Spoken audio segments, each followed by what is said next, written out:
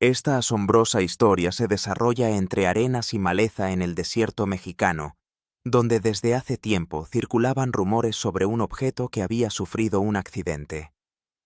En 1974 ocurrió un incidente misterioso en el que, según algunos, estaban involucrados ovnis y un pequeño avión, que supuestamente colisionaron entre sí.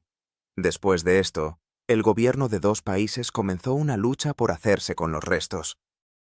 Un grupo de rescate mexicano encontró algo que se asemejaba a un disco plateado de forma perfecta. Los militares mexicanos cubrieron este objeto y lo colocaron en un camión. Posteriormente, todos los participantes de la operación murieron de manera misteriosa. El gobierno de los Estados Unidos reaccionó de manera rápida y organizada. En un pequeño pueblo llamado Coyama, ubicado en el norte del estado mexicano de Chihuahua, que ni siquiera aparece en algunos mapas, ocurrieron eventos que cambiaron su historia. Este pueblo, lentamente consumido por el desierto, con una superficie de solo 700 metros cuadrados y una población de alrededor de 2.000 personas, se considera uno de los lugares más bellos de la Tierra. A pesar de la falta de una biblioteca o un historiador local, Coyama tiene su propia historia, transmitida de boca en boca. Los testimonios sobre la colisión aérea que ocurrió aquí hace apenas 3 décadas se han convertido en parte de la tradición oral local. Todo comenzó con el despegue de un avión civil desde El Paso, Texas, con destino a la Ciudad de México. 25 de agosto de 1974, el avión que volaba hacia México se estrelló. Se dice que la colisión con un ovni ocurrió dentro de los límites de la ciudad, y alguien incluso fue testigo de este evento. Uno de los lugareños afirma: "No creo que sea una invención. ¿Cómo se puede inventar algo así? Es verdad". Esa noche, 25 de agosto de 1974, a las 19:07, una tranquila noche de verano en Coyama se preparaba para un apacible final.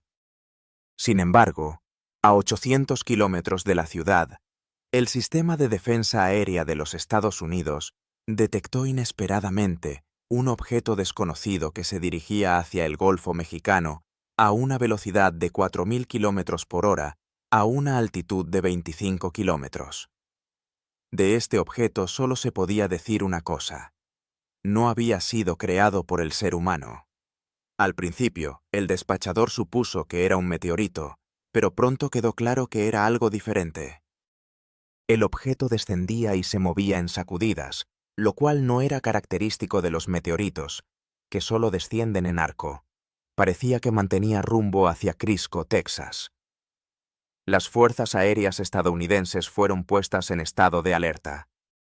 Un objeto volador no identificado cambió de dirección, girando a la izquierda, y entró en el espacio aéreo mexicano a tan solo 80 kilómetros al sur de Brownsville, estado de Texas.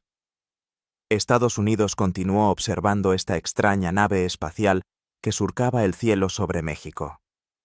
Sin embargo, los radares no detectaron un pequeño avión que se dirigía directamente hacia el ovni. Al mismo tiempo, otro avión volaba de El Paso a Ciudad de México.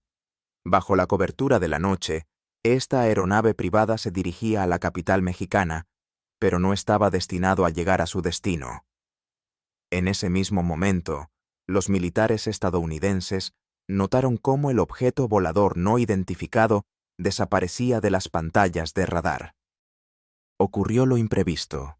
El ovni y el avión colisionaron. Una de las hipótesis era que se había producido una colisión en la que tanto la nave como el avión resultaron dañados. 26 de agosto de 1974, a las 8 de la mañana, 9 horas después de la desaparición del avión civil sobre el desierto, un grupo de búsqueda mexicano partió en su búsqueda. Los servicios de inteligencia estadounidenses estaban realizando interceptaciones de radio a través de la frontera. A las 10:35 de la mañana, los estadounidenses registraron un mensaje de los militares mexicanos. Los restos del avión desaparecido habían sido encontrados muy cerca de Koyama. Poco después, se emitió otro mensaje impactante. Los restos de la segunda aeronave fueron hallados, y esta vez no era un avión. El equipo de búsqueda mexicano descubrió un disco plateado de forma regular, con un diámetro de 5 metros y protuberancias de 1,5 metros de grosor en ambos lados. Su superficie recordaba al acero pulido, sin ninguna marca o inscripción. No se encontraron cuerpos en su interior. Sin embargo, en la superficie se podían ver signos de daños, probablemente causados por la colisión con el avión civil y la posterior caída al suelo. En ese momento, los funcionarios mexicanos anunciaron una prohibición de las comunicaciones radiales durante todas las operaciones de búsqueda. En respuesta a esto, los funcionarios estadounidenses se dirigieron al gobierno mexicano con una oferta de asistencia, pero recibieron un rechazo. Como siempre, las autoridades mexicanas negaron la existencia de algo inusual, afirmando que se trataba simplemente de un accidente aéreo. Mientras el equipo mexicano recogía los restos, Estados Unidos comenzó a formar su propio equipo de búsqueda de élite en Fort Bliss, estado de Texas. Este equipo estaba compuesto por 4 helicópteros, 3 cazas y un gran helicóptero marino Stallion. El equipo completamente entrenado esperaba su momento, mientras la inteligencia estadounidense evaluaba la situación. La situación permanecía bajo el control de los Estados Unidos gracias a operaciones de espionaje, incluyendo un sistema de vigilancia espacial y aviones que patrullaban a baja altura. La inteligencia americana se enteró de que los mexicanos habían colocado un anelón en la plataforma de un camión y lo habían llevado del lugar del desastre. Durante las observaciones, se avistaron varios cuerpos sin vida, lo que suscitó sospechas entre los estadounidenses sobre la violencia que había ocurrido en el lugar del incidente.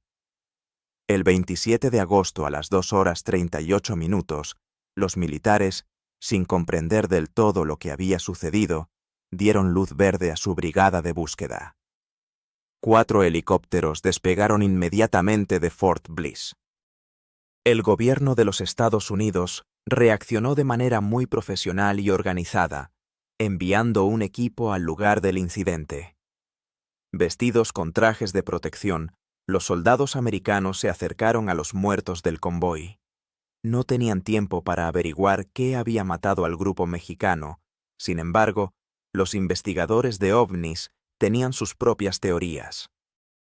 Uno de ellos expresa la opinión de que los mexicanos de alguna manera habían entrado en contacto con una sustancia tóxica de origen bacteriológico, traída a nuestro mundo desde el exterior, lo que fue la causa de su muerte.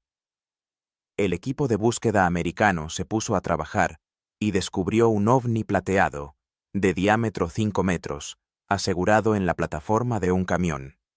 El disco fue levantado con la ayuda de un helicóptero marítimo Stallion y enviado a los Estados Unidos.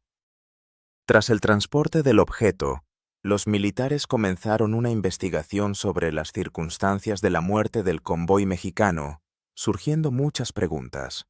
Después de recoger los restos y los cuerpos del grupo de búsqueda mexicano, realizaron una explosión en el lugar del accidente para ocultar las pruebas. Una vez finalizado el trabajo, el equipo de búsqueda regresó a la base, pero el lugar exacto al que fue trasladado el ovni seguía siendo desconocido. Algunos especulaban que podría haber terminado en Fort Bliss, Atlanta, o en la base de la Fuerza Aérea Wright-Patterson. Este evento sin precedentes solo podía compararse con lo que había ocurrido en Roswell, Nuevo México, en los Estados Unidos. Incluso si la historia del accidente de ovni en 1974 era cierta, quedaban pocas pruebas que la confirmaran. La descripción del accidente se transmitía de boca en boca, de generación en generación, pero pocos tomaban estas historias en serio. Todo cambió en 1991, cuando aparecieron decenas de ovnis sobre México. En 1991 ocurrieron múltiples avistamientos que confirmaban que personas completamente desconocidas entre sí, según sus descripciones, Habían visto lo mismo a la misma hora, el mismo día, estando a cientos de kilómetros de distancia unos de otros. Durante casi 3 décadas, el desierto mexicano se ha convertido en el escenario de historias increíbles, y desde hace tiempo circulaban rumores sobre un aparato que se estrelló en México. Un objeto entró en la atmósfera, colisionando con un pequeño avión en la frontera con los Estados Unidos. Este evento daba mucho que pensar. Durante las últimas 2 décadas, en México han ocurrido casos relacionados con ovnis que podrían eclipsar todos los incidentes conocidos de apariciones de extraterrestres. Sin embargo, los eventos que llevaron a los mexicanos a prestar atención a lo que sucedía en su cielo no ocurrieron de inmediato. En junio de 1991, se esperaba uno de los eclipses solares más prolongados, que podría ser observado en una estrecha franja geográfica que abarca el centro de México. Un año antes, todos los mexicanos comenzaron a prepararse para la llegada del eclipse. Era todo un evento, y en todo el país, la gente lo esperaba con ansias. Justo después de la 1 de la tarde, los cielos sobre México se oscurecieron. Los astrónomos ajustaban sus telescopios, mientras millones de personas miraban atentamente al cielo. En 1991, gracias a las nuevas tecnologías, las videocámaras se volvieron ampliamente accesibles, y muchos mexicanos las utilizaron para capturar el momento en que la luna cubre al sol. Después de revisar sus grabaciones, quedaron impactados. Algunas personas que estaban cerca decían: «Miren, ¿qué es eso?». Capturaban en película objetos metálicos con un domo claramente visible que comúnmente se llaman platillos voladores. En lugares como Ciudad de México, Tepetlaoxtoc y Puebla se recibieron grabaciones que registraron un extraño objeto plateado suspendido en el cielo. Estas apariciones durante el eclipse se convirtieron instantáneamente en el tema más discutido en el país. Aunque muchos afirmaron con seguridad que México había sido visitado por extraterrestres, los escépticos no se apresuraron a estar de acuerdo y presentaron sus propias versiones. Fue uno de los mayores eventos del siglo en astronomía, y cientos de astrónomos de todo el mundo se reunieron en Ciudad de México y otras ciudades desde donde se podía observar el eclipse. Sin embargo, ningún astrónomo profesional reportó haber visto algo inusual. Esto, sin duda, dice mucho. Los astrónomos profesionales cuestionaron cualquier afirmación sobre ovnis y ofrecieron explicaciones más científicas. Cuando el Sol está completamente cubierto por la Luna, como ocurrió en México ese día, durante unos minutos se pueden ver estrellas y planetas brillantes. Venus, por ejemplo, era muy brillante y fácilmente podría haber sido confundido con un ovni. Algunos creían que fue Venus lo que confundió a la gente. Sin embargo, los partidarios de la teoría de los ovnis encontraban las explicaciones de los escépticos dudosas. Dado que tantas personas en diferentes ciudades habían registrado estos objetos, algunos sugirieron que se trataba del planeta Venus. Sin embargo, Venus se encontraba en otra posición, lo cual se podía establecer fácilmente a partir de las grabaciones. Durante el eclipse ocurrió una cosa extraña. Más tarde, al analizar el material de video, se hizo evidente que algunos de ellos habían registrado el movimiento de los objetos. ¿Entienden? Venus no podía comenzar a moverse ante los ojos de las personas. Esta circunstancia permite pensar que realmente tuvo lugar un encuentro con un ovni. Las grabaciones de 1991 provocaron un gran aumento de interés en los ovnis en México, y las personas interesadas en los extraterrestres comenzaron a grabar cada vez más fenómenos diversos. Y considero que esta tendencia es muy positiva. Aunque el boom de los ovnis en México fue una sorpresa para la mayoría de las personas, algunos ufólogos creen que fue predicho hace más de 1000 años. La civilización maya ocupa un lugar único en la historia de la humanidad. Durante más de 600 años, construyeron ciudades, levantaron reservorios y templos en forma de pirámides, y acumularon un asombroso conocimiento en el campo de la astronomía. Es sorprendente cuánto sabían los mayas sobre el cielo y los planetas. Estaban bien equipados y realizaban observaciones. Comprendían cómo se movían los cuerpos celestes y podían predecir cualquier fenómeno significativo que ocurriera en el cielo. Los mayas registraban su conocimiento en libros plegables que se llamaban códices. La mayoría de estos textos fueron posteriormente quemados por sacerdotes españoles. Hasta nuestros días han sobrevivido solo 4 códices mayas. Entre ellos se encuentra el Códice de Dresde, un documento que permite obtener una cierta comprensión de la sabiduría astral de este antiguo pueblo.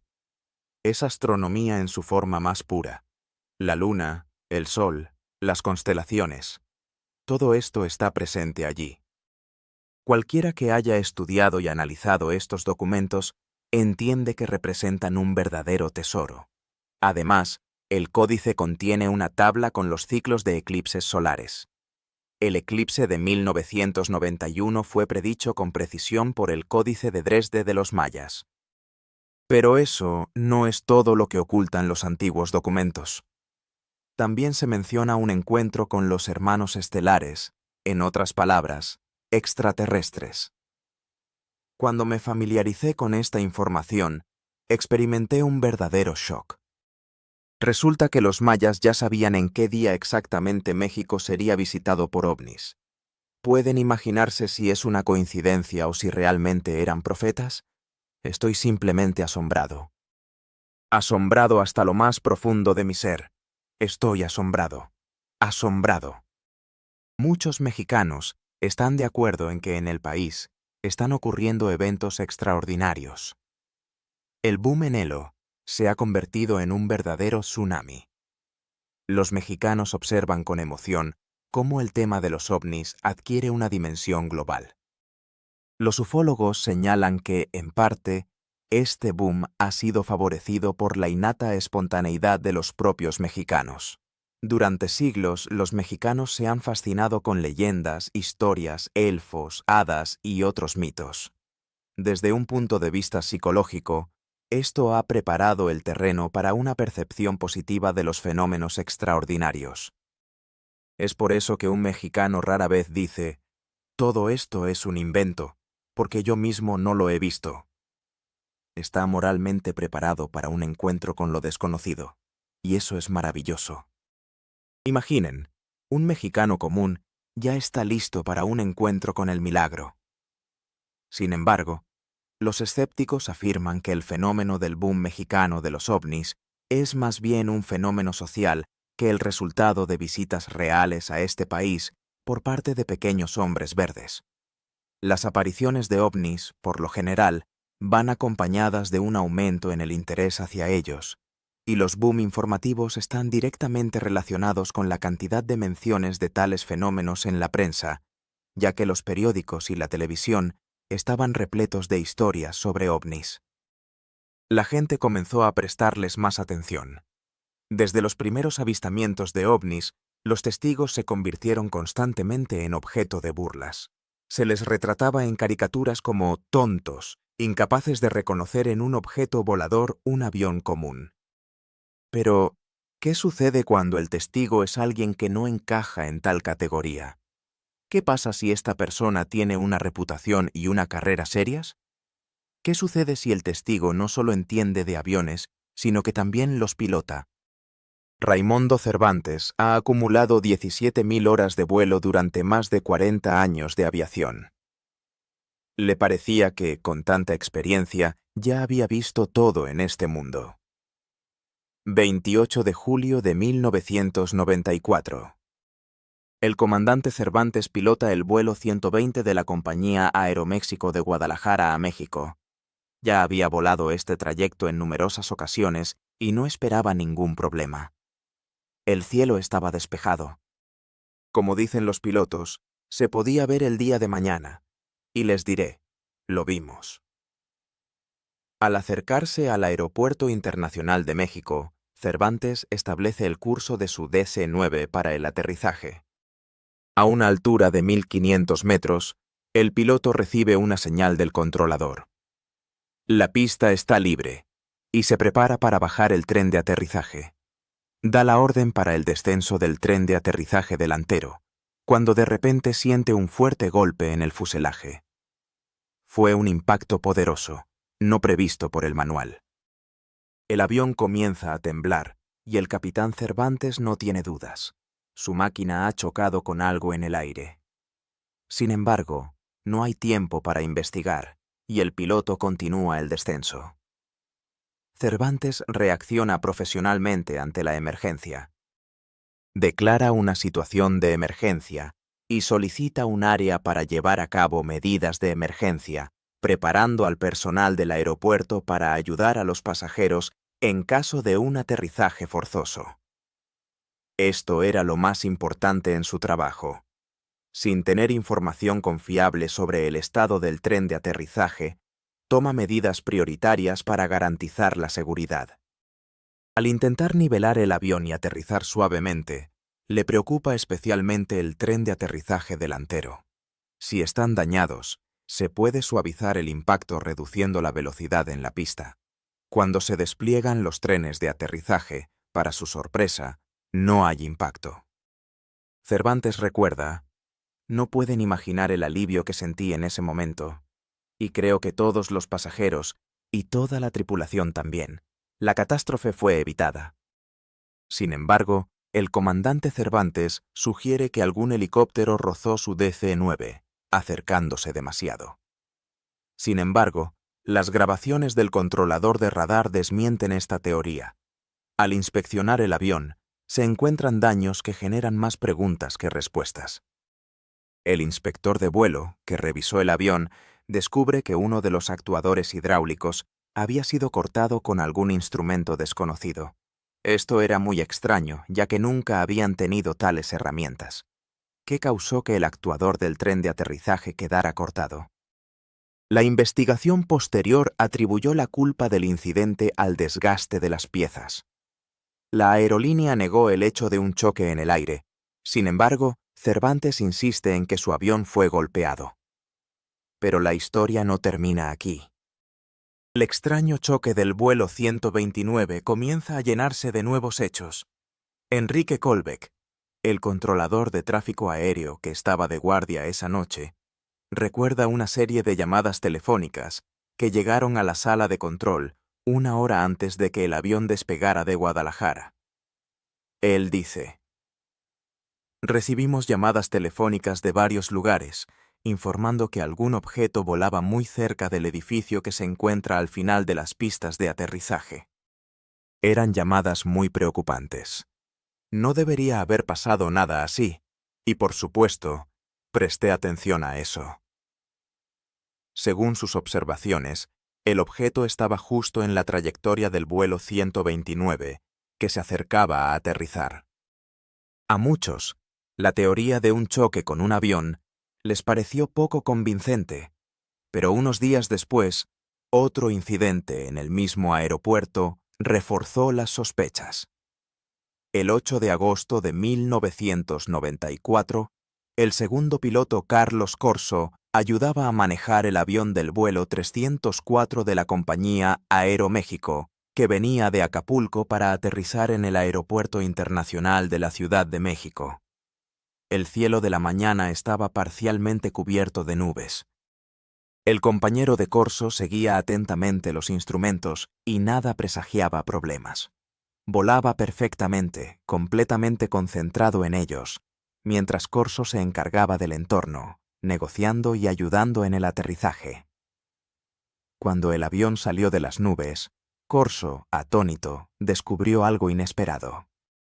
Estábamos descendiendo desde 4000 metros, apenas habíamos salido de las nubes, y de repente veo este gran objeto frente a nosotros. Realmente me asusté.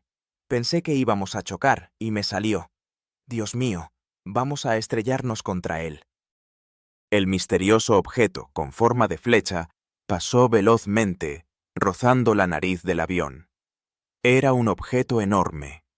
La longitud del objeto era de entre 15 y 25 metros, y estaba hecho de un material que parecía platino, pero completamente puro, sin impurezas.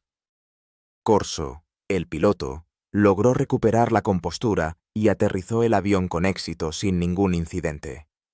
Más tarde, compartió sus observaciones con el controlador aéreo, quien, a su vez, confesó que Corso se había convertido en el quinto piloto en una semana en informar sobre un objeto inusual en el cielo. «Puedo informarte», decía él. «Aproximadamente el 99% de los pilotos con los que he hablado creen que no estamos solos en el universo, y las evidencias que tenemos lo confirman. Nos tomamos esto muy en serio, porque los extraterrestres pueden influir en el espacio aéreo de México. Estoy absolutamente seguro de que existe un peligro potencial. No sabemos qué origina este fenómeno, cómo se manifiesta y por qué desaparece». Casi 10 años después, otro caso relacionado con el cielo de México conmocionó al mundo entero. A diferencia de los contactos anteriores, este caso se convirtió en un hecho ampliamente reconocido, incluyendo al gobierno mexicano. Cada año, en la noche del 15 de septiembre, miles de personas se reúnen en la plaza principal de la Ciudad de México para ver cómo su presidente toca la campana que dio la señal para el inicio de la lucha de los mexicanos por la independencia hace casi 2 siglos. En las siguientes 24 horas, la ciudad se llena de los sonidos de desfiles y celebraciones. Sin embargo, desde principios de los años 90, el Día de la Independencia de México adquirió otra particularidad. El 12 de septiembre es el Día de la Independencia de México, y en las calles de la capital se lleva a cabo un desfile militar. Durante varios años, se ha llevado a cabo un espectáculo aéreo con la participación de las Fuerzas Aéreas Mexicanas, que generalmente vuelan justo sobre la Ciudad de México. La gente graba en video el momento en que los aviones pasan sobre las casas, y existen numerosas grabaciones en las que se pueden ver ciertos objetos junto a los aviones. Yo mismo he visto varias grabaciones en las que ellos están presentes, y también grabé el cielo en los días de los desfiles, recordó uno de los testigos. El 16 de septiembre de 1991, durante el desfile aéreo, una cámara amateur capturó un misterioso objeto redondo que brillaba intensamente.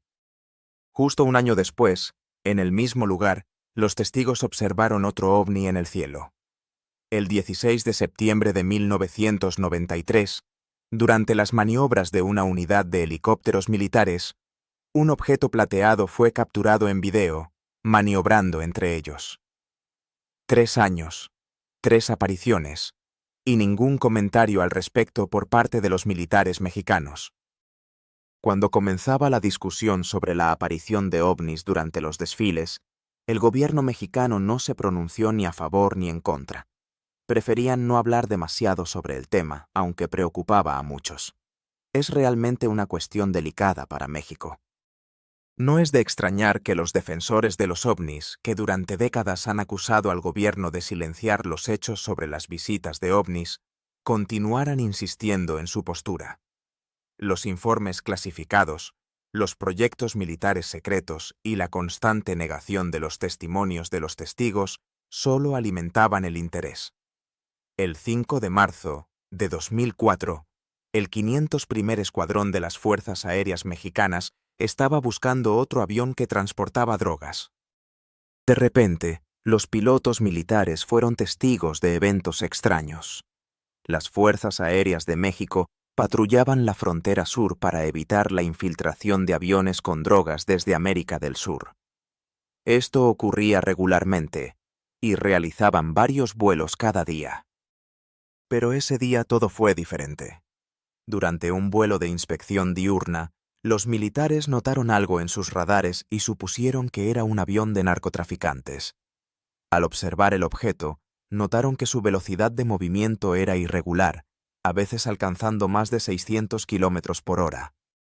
Durante la persecución, la tripulación utilizó un sistema de seguimiento infrarrojo conocido como FLIR. Este sistema, similar a una cámara, se monta en el avión y sirve para la observación en el rango infrarrojo, lo que permite ver objetos que no son visibles en el espectro de luz normal. Los objetivos infrarrojos del sistema FLIR instalados en el exterior del avión, transmitían señales a la tripulación, permitiendo observar lo que sucedía en tiempo real. Sin embargo, cuando la patrulla se acercó al objeto misterioso, no pudieron registrar nada. Esto desmoralizó por completo a los pilotos. Durante todo el vuelo, los militares miraron directamente hacia el rumbo, ya que el radar apuntaba en esa dirección, pero no detectaron nada. Pronto quedó claro que el combustible de la patrulla estaba por agotarse, y continuar la persecución se volvió imposible. Los militares se dirigieron de regreso a la base, y el objeto desconocido pronto desapareció del radar. Pero esto era solo el comienzo. El operador del sistema FLIR continuó observando, y pronto notó luces brillantes que aparecieron a nivel de las nubes. Lo que apareció inesperadamente en la pantalla no era una simple luz. Periódicamente, se podía ver cómo al menos 11 objetos se movían suavemente a través de las nubes. Los miembros de la tripulación sintieron un ligero miedo, sin entender con qué se estaban enfrentando. Era una tripulación experimentada, que había volado en esta área anteriormente y había utilizado el sistema FLIR durante casi 2 años. Sin embargo, ese día, como mostró la grabación de las conversaciones en la cabina, incluso los pilotos más experimentados comenzaron a ponerse nerviosos. «Abróchense los cinturones de seguridad», dijo uno de ellos. «Vamos a ver». Otro añadió. «Vamos, no me asustes». A la tripulación le parecía que los objetos no solo volaban cerca, sino que gradualmente rodeaban el avión. «Se mueve a nuestra altura, eso es imposible», observó uno de los pilotos. «Caballeros, no estamos solos». A lo que otro respondió. «Sí, no estamos solos, eso es cierto, pero caray, ¿qué es eso? ¿Nos están rodeando?» Luego, las esferas de luz desaparecieron de repente, y los asustados miembros de la tripulación regresaron a la base. Durante las siguientes semanas, los militares mexicanos llevaron a cabo una investigación de este incidente, interrogando a los miembros de la tripulación y analizando cuidadosamente sus testimonios. Sin embargo, no se encontraron respuestas. Parecía que este caso estaba destinado a ser un misterio sin resolver, pero una llamada telefónica cambió todo y se convirtió en un punto de inflexión en la historia de los ovnis. Me llamaron y me dijeron que teníamos algo que podría interesarle, recuerda el periodista mexicano Jaime Maussan, uno de los principales expertos en la investigación de casos de avistamientos de ovnis. Su impresionante currículum atrajo la atención del gobierno mexicano, que se dirigió a este reportero civil en busca de ayuda. El secretario de la Defensa Nacional de México, dando un paso sin precedentes, le entregó a Maussan una grabación de video secreta. Me pasaron esta cinta y me dijeron, por favor, sé imparcial con respecto a los militares, sé honesto con respecto a los pilotos, sé amable con respecto al pueblo. Lleva a cabo una investigación. A partir de ahora, estás autorizado para realizar una evaluación independiente, relata Maussan. Se le otorgó acceso completo a las grabaciones de las conversaciones durante el vuelo, a los informes meteorológicos y, lo más importante, la oportunidad de reunirse con los miembros de la tripulación. Hablé con estos pilotos por primera vez en la historia de México. Me contaron todo lo que vieron. Fueron extremadamente honestos y sinceros. Y les creo, afirma. De verdad, no entendí lo que vi.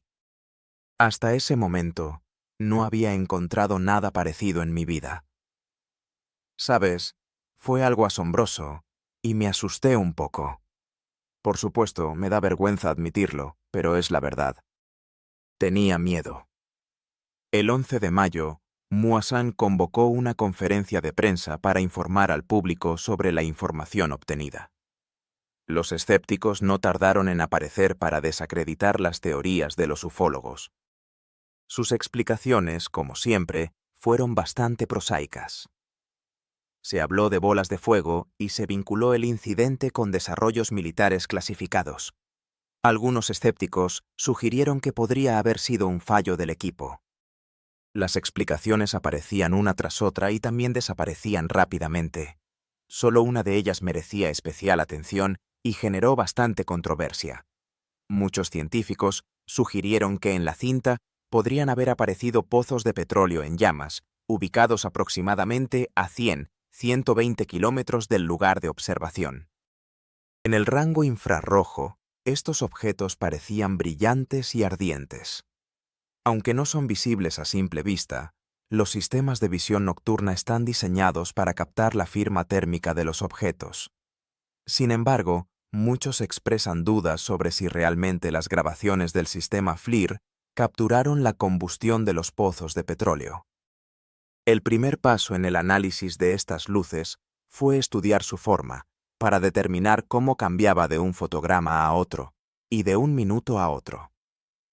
Si estas luces, como afirman los escépticos, eran pozos de petróleo en llamas, entonces la llama en la grabación debería haber pulsado.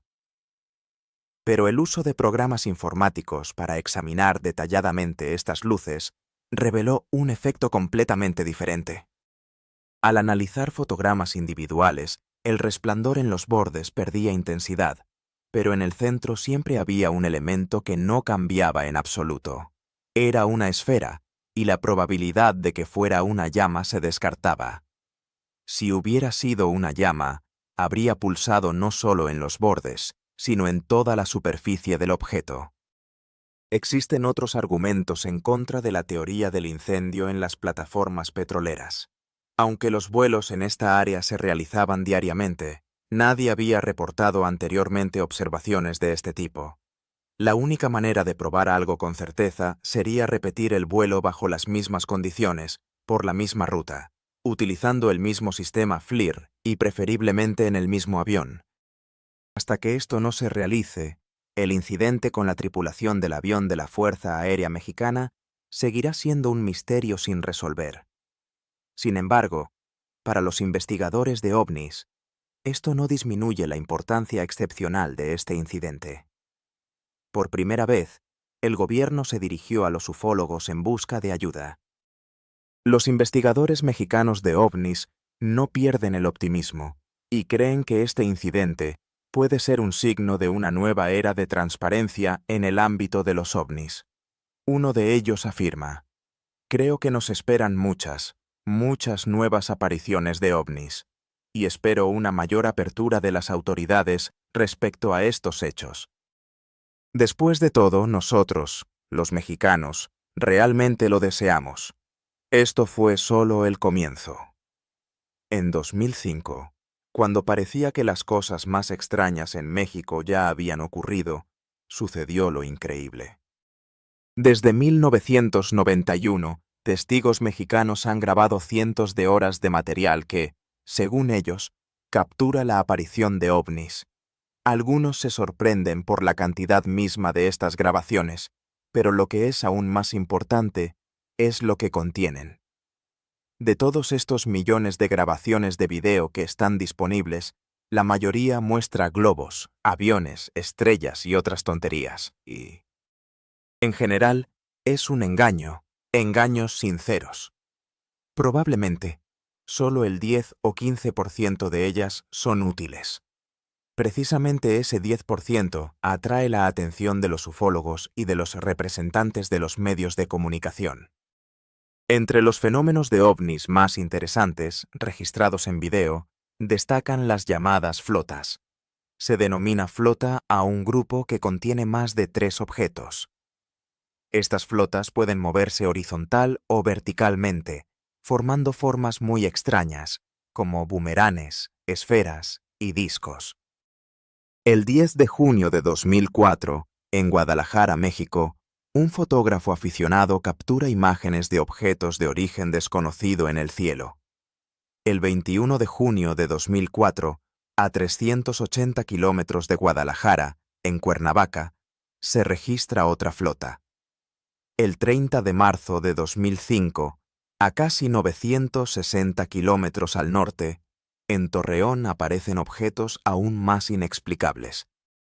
El 11 de abril de 2005, a 800 kilómetros al sur, sobre la Ciudad de México, El cielo está lleno de misteriosas aeronaves. Uno de los investigadores subraya: creo que de esta manera alguien está tratando de establecer contacto con nosotros. En mi opinión, están intentando transmitirnos cierta información. Por ejemplo, en Inglaterra dejan círculos en los campos, y aquí, de otra manera. Los escépticos niegan la existencia de flotas, considerándolas nada más que globos meteorológicos o aves. Sin embargo, como muestra la práctica, es mejor ver todo con propios ojos al menos una vez. La aparición de flotas en junio de 2005 hizo que la gente comenzara a creer en los ovnis. Una de las visitas recientes fue el evento en Xalapa, en el estado de Veracruz. Esto fue especialmente interesante, ya que los testigos fueron personas de muy alto rango. El 24 de junio de 2005, a las 10:30 de la mañana, se llevó a cabo una ceremonia pública de entrega de nuevos vehículos patrulleros a la delegación local de policía. En el evento estuvieron presentes el alcalde Fidel Rara Beltrán, altos mandos policiales y representantes de los medios locales. Varios días después, la prensa informó que el supuesto ovni observado en Talpa se había convertido en tema de discusión en todo México. Todos leyeron esta noticia. Sin embargo, pronto aparecieron informes de que esos ovnis eran en realidad globos que lanzaban los niños de una escuela local. Esta explicación solo provocó nuevas preguntas entre los partidarios de los ovnis. Si eran globos, ¿por qué permanecían en el cielo inmóviles, en un orden específico, durante más de media hora? Un testigo que observó el fenómeno afirma que era algo más que simplemente 14 objetos esféricos que brillaban en diferentes colores en el cielo. Formaron una formación triangular y permanecieron en esa posición durante 30 minutos. Creo que este es un caso excepcional, porque estaba presente el gobernador con todos sus asesores e incluso policías. Dice: ¿cómo le demostrarás al gobernador que no vio nada extraño? A este fenómeno se dedicó una reunión de especialistas en ovnis y numerosos entusiastas que llegaron de todos los rincones de México para discutir el auge de testimonios sobre visitas de extraterrestres al país. Según estos hombres y mujeres, los contactos que tuvieron lugar merecen atención y aclaración. Entre los incidentes considerados se encontraba el supuesto choque de un avión con un ovni en 1974 cerca de Caya, México. Como resultado de este incidente, murieron miembros del convoy mexicano y los militares estadounidenses llegaron al lugar del accidente, apoderándose del objeto y trasladándolo a los Estados Unidos. Toda esta información es bastante escasa. Sin embargo, algunos datos relacionados con este caso permiten suponer que realmente ocurrió algo. Ahora, 3 décadas después, en la historia de los accidentes en Cuya, hay más preguntas que respuestas. ¿Existen hechos que podrían ayudar a desentrañar este misterio? Hoy en día, cualquier periodista o profesional interesado en la investigación podría averiguarlo todo en un día de trabajo de campo. Ir a este pueblo, identificar a todos los testigos, interrogarles en detalle, pagar a quien sea necesario y resumir los hechos. Aunque habrá que pagar generosamente. Este asunto requiere un estudio más minucioso y esfuerzos conjuntos de científicos y expertos en ovnis, tanto en los Estados Unidos como en México. En general, este es un caso que debe ser estudiado con gran cuidado. La historia de la primera aparición de un ovni en México sigue siendo enriquecida con nuevos hechos. Recientemente, estando en Chihuahua, pregunté sobre este caso. Se rumorea que existen ciertas fotografías relacionadas con el incidente. Me prometieron que las recibiría, pero los lugareños todavía tienen miedo. Da la impresión de que esconden estas imágenes. Esconden y tienen miedo. ¿Miedo de qué? El accidente en la cueva de Lovco sigue envuelto en misterio. ¿Realmente ocurrió en el desierto mexicano hace más de 30 años? ¿Se convirtió el equipo de búsqueda mexicano en víctima de un arma biológica desconocida? Tal vez nunca lleguemos a conocer la verdad. Pero se puede afirmar con seguridad que en los últimos 15 años, México ha enfrentado regularmente fuerzas desconocidas para nosotros. Para los partidarios de la teoría de los ovnis, fue la edad dorada de los contactos con extraterrestres. Mientras los habitantes de México miraban al cielo con inquietud y esperanza, esperaban nuevas visitas misteriosas.